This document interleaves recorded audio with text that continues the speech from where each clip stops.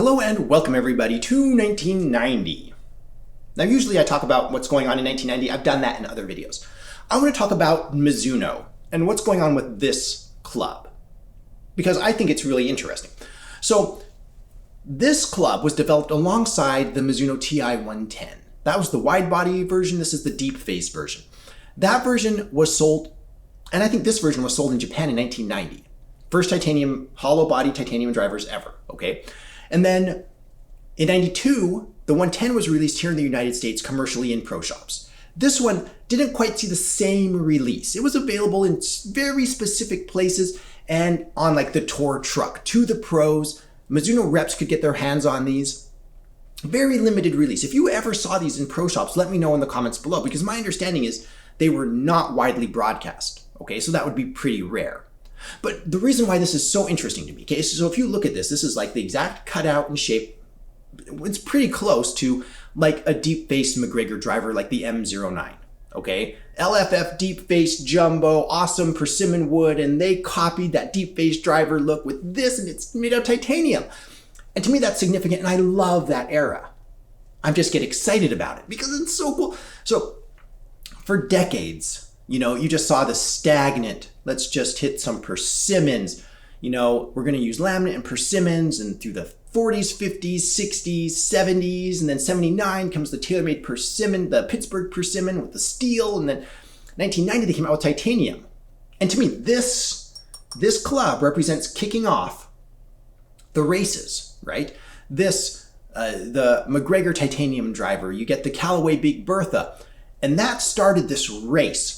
For 20 years, every year, they're coming out with a new exciting driver. It's bigger, it's better, it's, faster, faster face, more speed off the face, and they were making them, and then so they finally maxed that out. Then they introduced movable weights, and then there was movable hot, and it was all kicked off by these pioneers from Mizuno. I love that era. And now we're kind of back into the stagnant. For the last 7 years, it seems like the drivers have just been kind of stagnant. Yeah, we have all the adjustments figured out. Yeah, we have low spin variety. Yeah, we've been doing that for 7 years.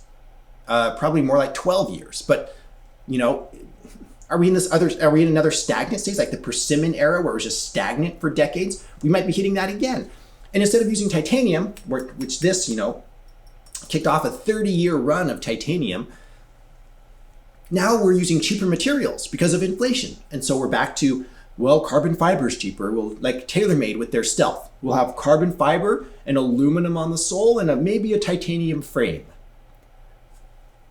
Cheaper materials, I can't blame them. For your average golfer, you're gonna need less expensive materials. For a company, to sell clubs, you're gonna need less expensive materials because you're aiming for that market segment.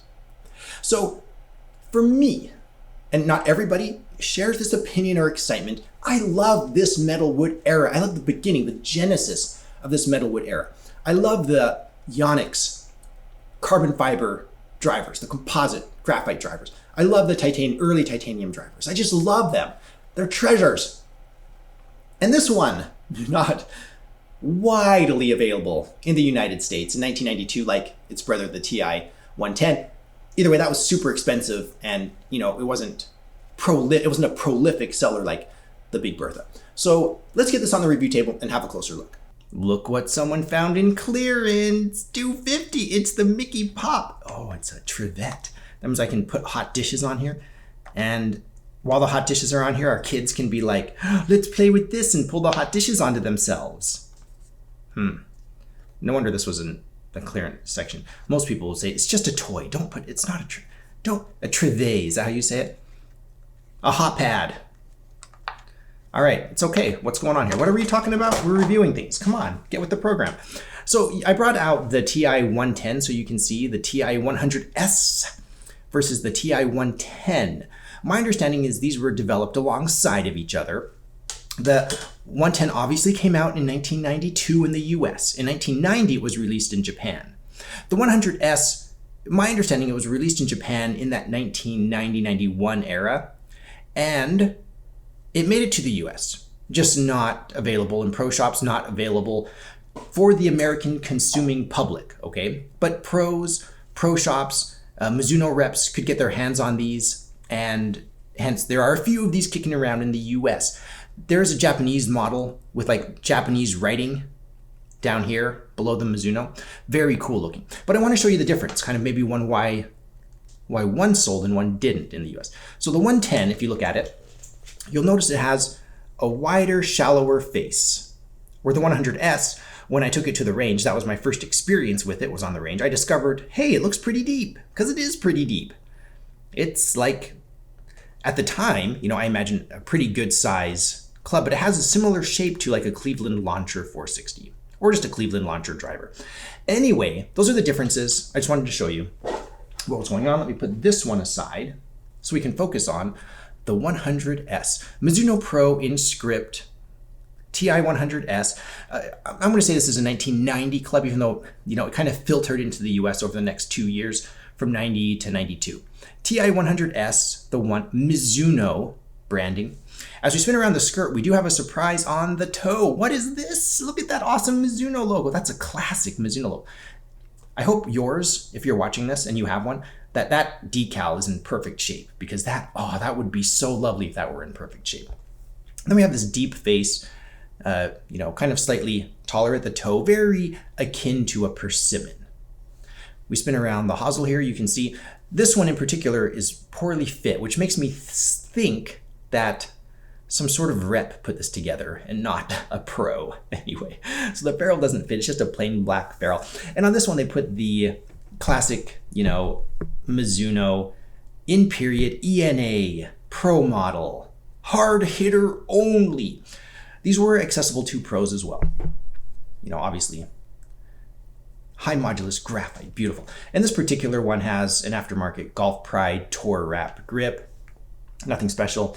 Made in the USA, Golf Pride branding on the butt. So we have a deep face, lovely driver crown, nothing special on here, no markings, and we're gonna get this out on the range. I'll show you the footage of my first experience with the Mizuno Pro Ti-100s. Look at this Mizuno Ti-100s.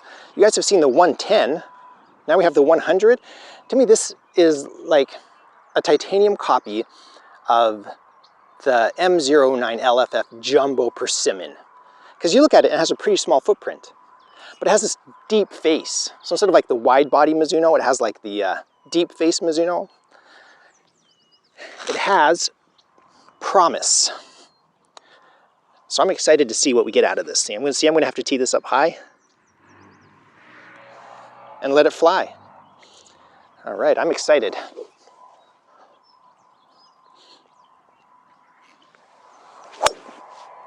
Oh, goodness me.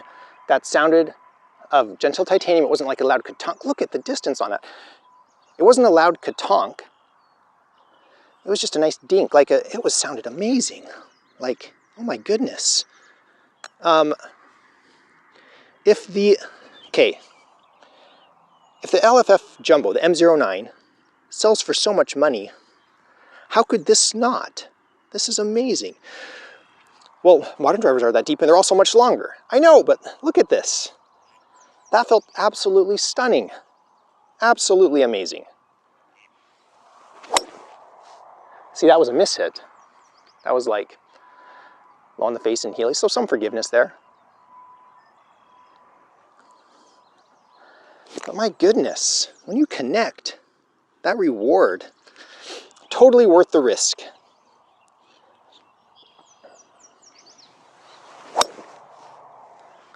See, I compensated a little bit, slight pull draw. But look at the distance on that. It's amazing. Is this my favorite driver now from that era? It might be. This is right up there with the top. This is really surprising. You ever have a club that really surprised you? This is it. Look at this, what it says here. Hard hitter only. All right, bring it on. I love it. Let me know your thoughts. Ti-100s. So on the range, you know, I can't complain about it. It feels very, very good. For the era, I really, really like this club. And so now I have this, you know, this never-ending, you know, debate in my head, which I talk about in so many videos. It's like, would I put this in my bag? And the answer is yes, I want to. The problem is, okay, the reason why I like this is because of its historic value, and it's an interesting story, and it's the genesis of titanium, and you're kicking that off, right? But I like persimmons more.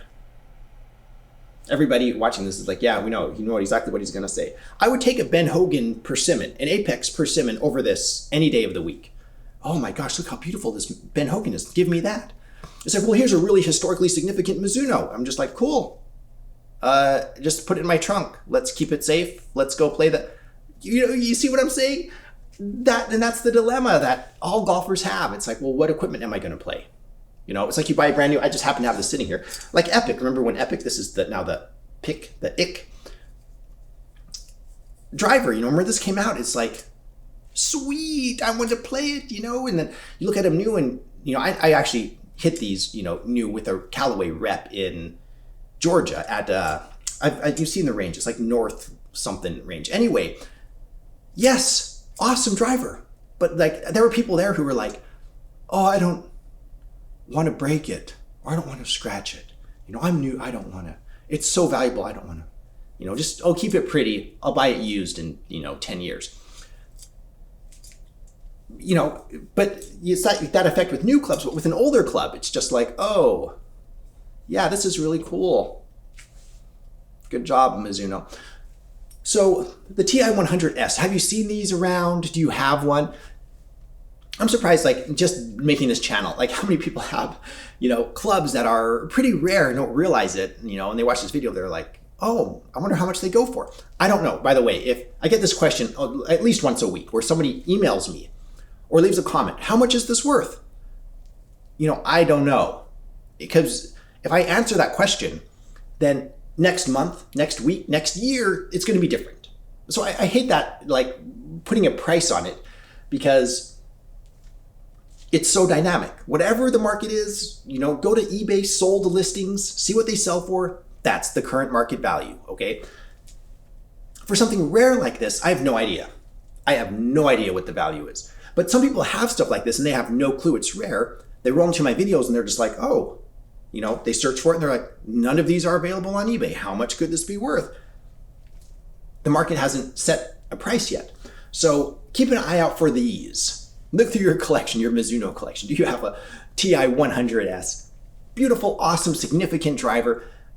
Think of it like an M09 you could actually play, because those prices are going through the roof. Mizuno Ti-100s. As usual, huge shout out to my patrons. Thank you so much for your support. I really appreciate it. You can also support this channel by visiting my Amazon shop. I have a link in the description below. I am an Amazon associate. I make proceeds from qualifying purchases. Thank you everybody for watching. I am the Vintage Golfer.